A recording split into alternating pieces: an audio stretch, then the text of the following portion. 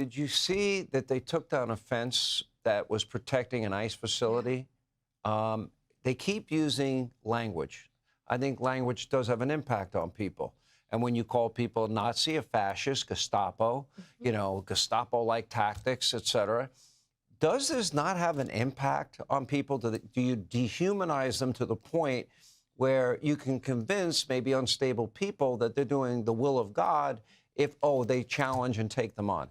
Well, sure. And that's one of the things about Antifa. You've heard President Trump say multiple times they are organized, they are a criminal organization, and they're very organized. You're seeing people out there with thousands of signs that all match, pre-bought, pre-put together.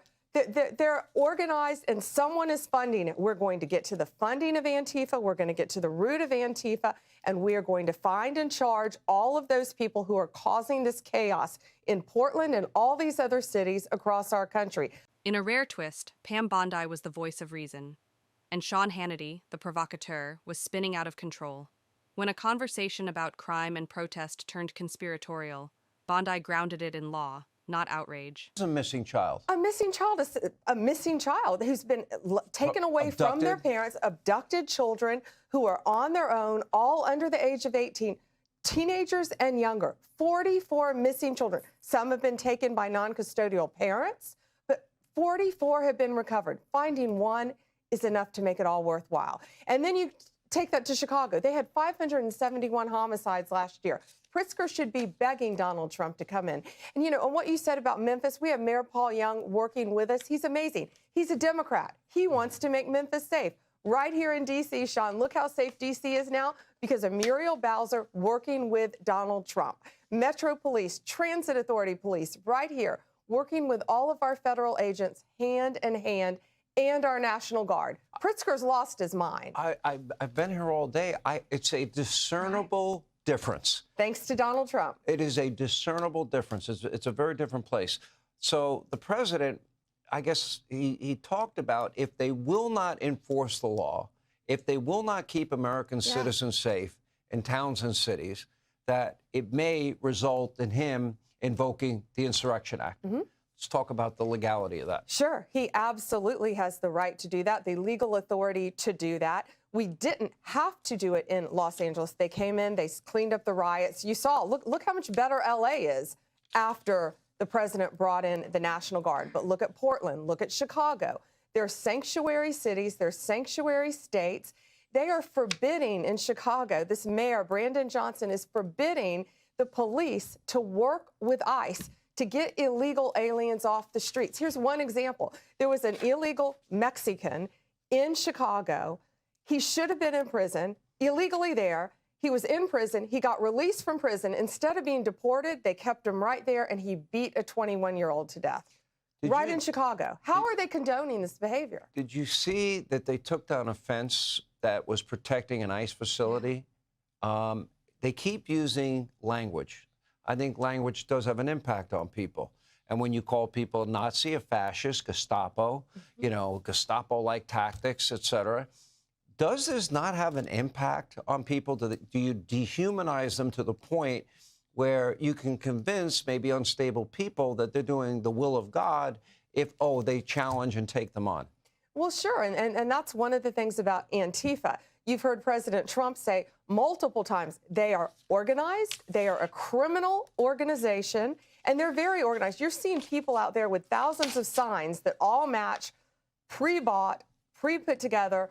They're organized and someone is funding it. We're going to get to the funding of Antifa. We're going to get to the root of Antifa, and we are going to find and charge all of those people who are causing this chaos in Portland and all these other cities across our country. Talk to all the influencers who have been threatened and beat up and their lives threatened from Antifa members. It's going to stop under Donald Trump. And then Pritzker in Chicago I think he's the worst one of all. He really is, because he's just encouraging this, and he doesn't care about the people of Chicago like Donald Trump does. All right, let me ask you this, because the left is claiming that Antifa is not a real organization. We've known it's been a real organization for the longest time. I think getting to the bottom of who is okay, now we're getting somewhere. And I read that Glenn Beck recently got asked by the FBI about what he knew about the funding, because this is something he dug into, the years he was at Fox.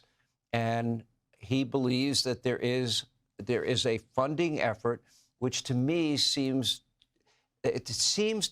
I conclude what it seems to be is they want to bring down American society. They are working against the American people. What would that be? What would that be called? It would be organized crime, and that's what they're doing. And you're watching it in Portland. Portland really is the prime example. And President Trump just had so many of the influencers whose lives were threatened, who were Caitlin, the beautiful blonde woman who had the black eye from an Antifa member. They're threatening them online with violent acts. It's organized crime. They're completely organized. They're at all of these events. They're encouraging violence. They're calling everyone fascist. But it's more than that. It's hurting the American people. And that's why they're no different than MS-13 or any gang out there. What do you make? I've raised this question a lot. And if you are a sanctuary city or a sanctuary state and you're providing benefits for people, right now we're in the middle of a government shutdown, in part because Democrats want taxpayers to fund illegal immigrants and their health care. Okay, that's $1.5 trillion they want to fund the government for a whopping 7 weeks. In L.A., they declare a state of emergency and to aid residents hit by immigration raids. How, Madam Attorney General, how is that not aiding and abetting in law breaking? It is, Sean.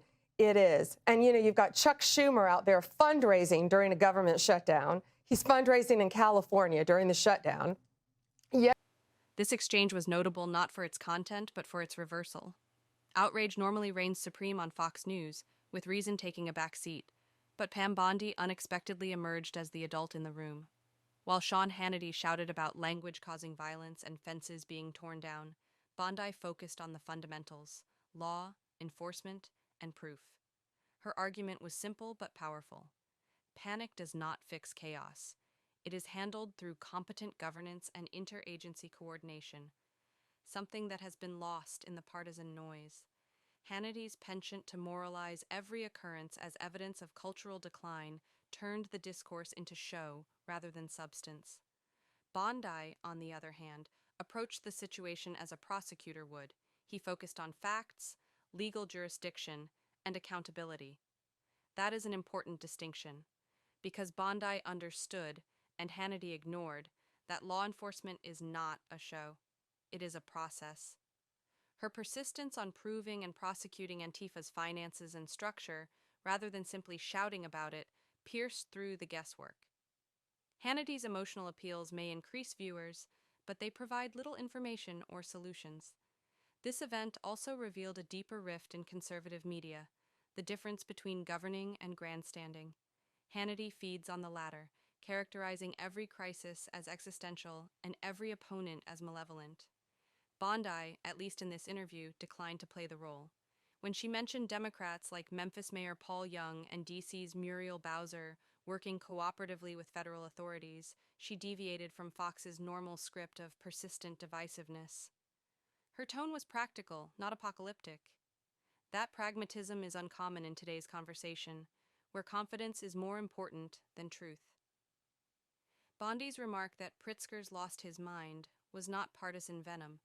It was frustration with dysfunction conveyed in the language of law, not propaganda. In that way, she exemplified what responsibility should sound like: impassioned, yet disciplined. The irony, of course, is that Bondi worked for the network most known for converting rage into content, and yet she refused to follow its emotional script. That alone makes this portion notable. It demonstrates that, even in places founded on outrage, reason may nonetheless prevail if someone is ready to stand firm. In the end, Bondi was not entirely correct about Pritzker. She was correct about something larger. Indignation may sell airtime, but it does not promote safety. The law does.